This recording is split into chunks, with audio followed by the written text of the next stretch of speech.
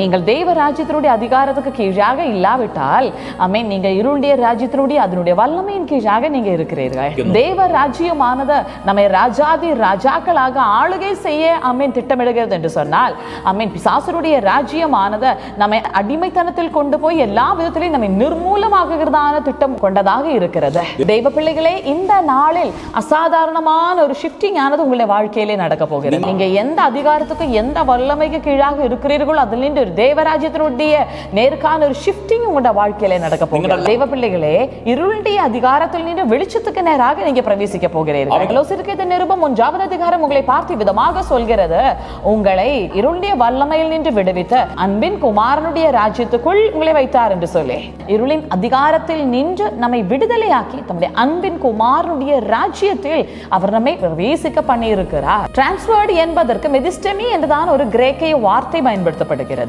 மெதிஸ்டமி என்றதான வார்த்தைக்கு அர்த்தம் ஒரு இடத்தில் நின்று வேறொரு இடத்துக்கு டிரான்ஸ்ஃபர் பண்ணுவது. இருளின் அதிகாரத்தில் நின்று அன்பின் குமாரனுடைய ராஜ்யத்துக்கான ஒரு மெதிஸ்டமி நம்முடைய வாழ்க்கையில் நடந்திருக்கு. ஆமென். ஆனால் கர்த்தராகிய இயேசு கிறிஸ்துவினுடைய கல்வாரி மரணம் வழியாக ஒரு மெதிஸ்டமி நம்முடைய வாழ்க்கையில் நடந்திருக்கிறது. நாம் அந்த காலத்தில் நின்று இப்பொழுது அன்பின் குமாரனுடைய ராஜ்யத்துக்குள் வந்திருக்கிறோம்.